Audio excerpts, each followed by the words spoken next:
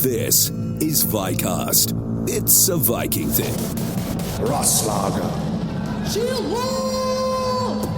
All of my life and all of your lives have come to this point. There is nowhere else to be but here. No, I always knew I would love these Northmen. This is Vikcast with Clive Standen and Amy Bailey.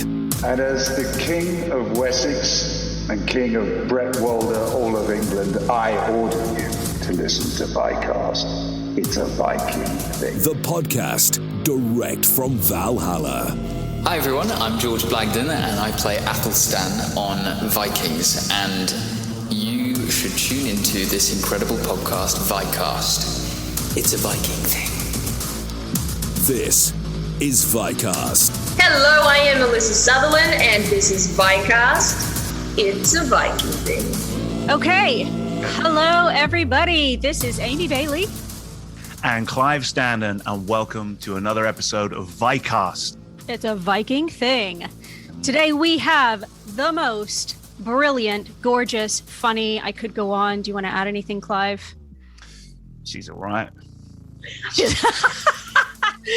She is all right. It is Alyssa Sutherland, Aslaug, amazing, beautiful, talented actress, and also our dear, dear friend. Welcome to the show, Alyssa.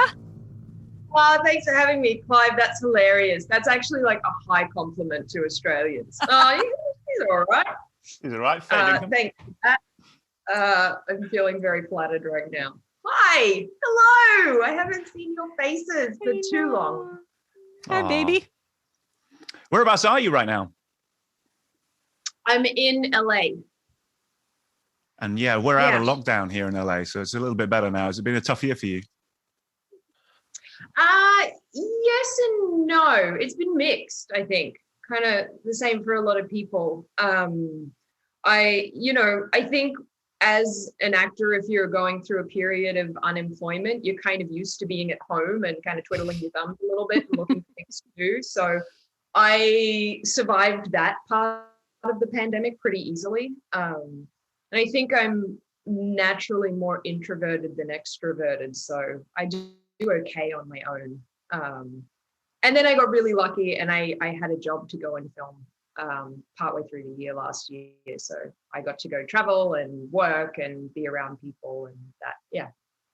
So it was mixed.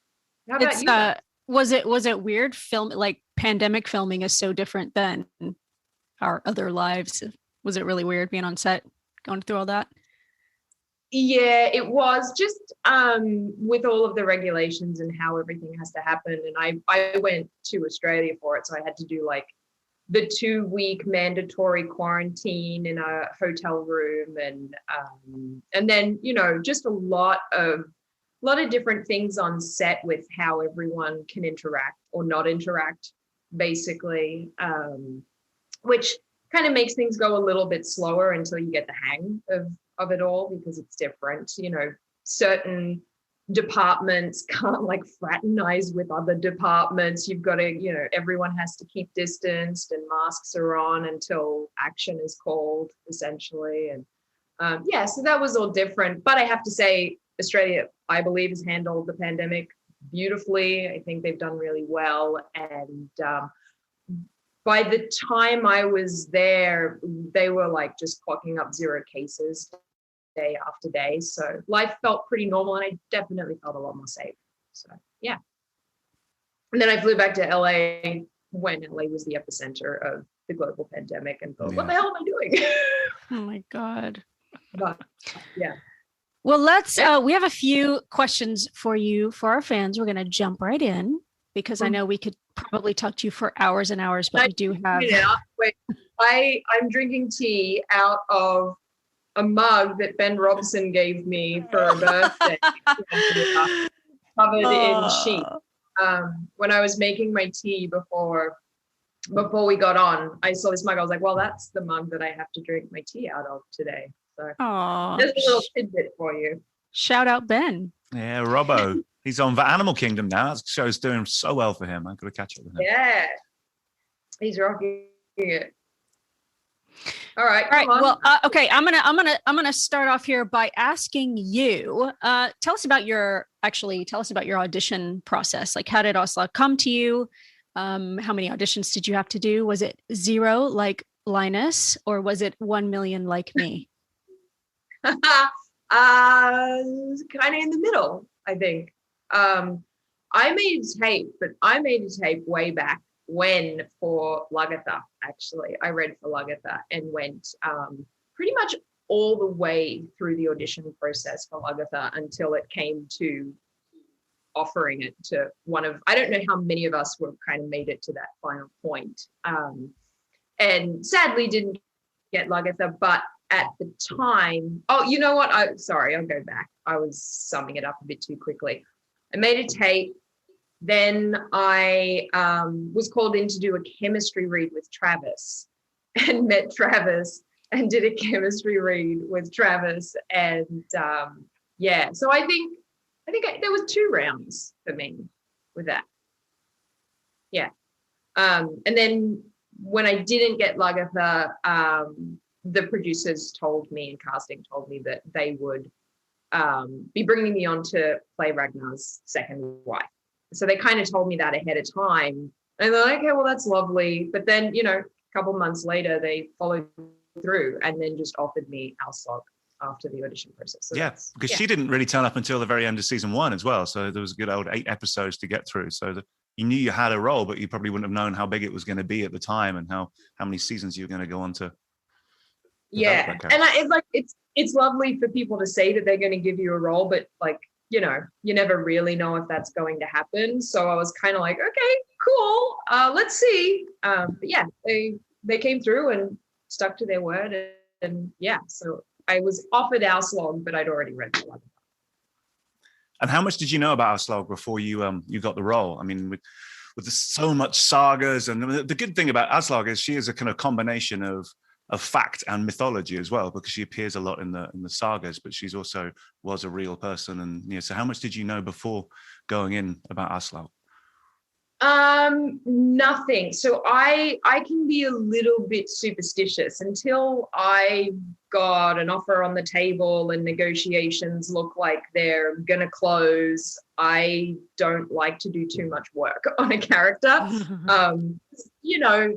There's no guarantee. Things always fall through. I've had roles before and then the film doesn't end up coming to fruition. And it can be a little bit heartbreaking if you've done a lot of prep before then. So I tend to wait until I feel like more secure in the role. So I didn't do any work on Aslaug until I had her. And then I had a call with Michael right before I flew to Ireland. I was like, I'm gonna have to speak to Michael about this character and like what he's thinking and what I'm thinking. And I remember him on the phone. It's like, Alyssa, don't worry, we'll talk about it when you get to Ireland. Like, relax. I was like, oh God, I'm like an eager beaver. Very green. Yeah.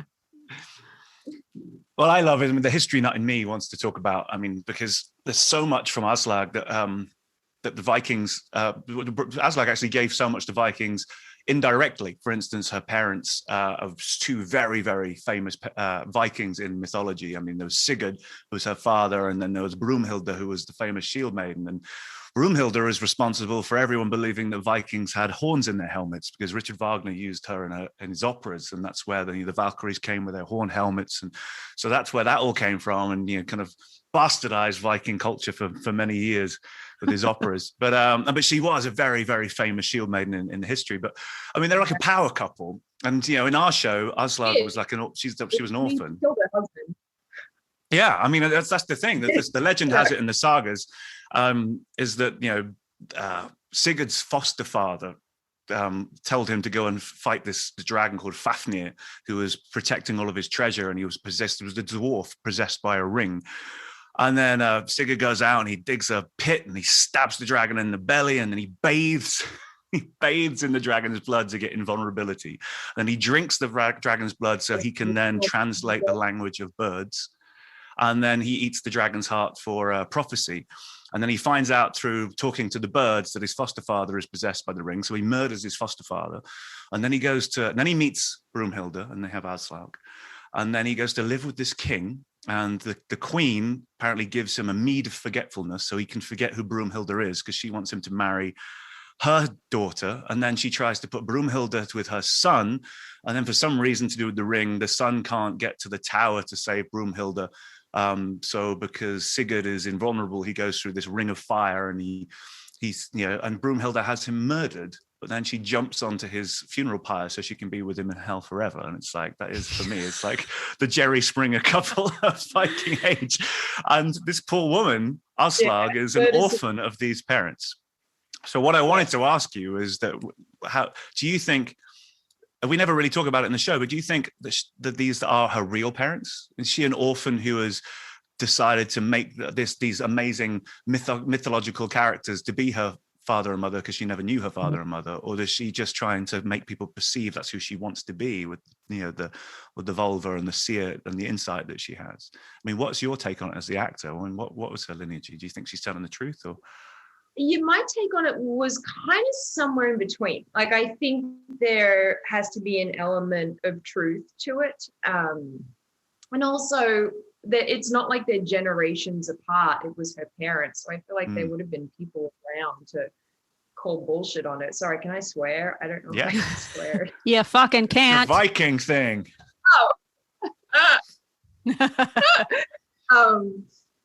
So I think there has to be an element of truth, and I based Aslaug on like deep childhood trauma. I think because it sounds like a murder-suicide to me, right? Like with her parents, which is deeply traumatic, I would imagine, for a child. That's really horrific to go through. And so that was kind of my starting point for her. And it also like immediately opened up me having empathy for a woman, because, some of her actions on the surface may have seemed not so great. And, my job as an actress is not to judge her. It's to empathize with her and to figure her out and understand what makes her tick. So that was really kind of the first part to me of understanding her. And then also like digging into what it is to be royal and to be watched and to feel like you're being watched all the time, and like,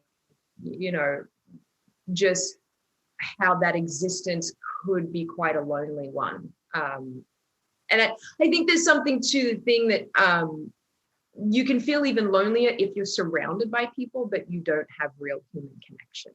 I feel like that's even sadder suffering. And so those were kind of my starting points with Aslaug. And then, I think she was power hungry and manipulative and pretty narcissistic. And I get that it's not the loveliest of qualities in a human, but I really felt for her and what I think someone would have been through. Regardless of whether her parents had these mythological, fantastical, supernatural abilities or not. That's. I loved Aslaug. I mean, to me, that's the kind of juicy role that I would think every actor would want to sink their teeth into, because she was controversial. She wasn't easy to love.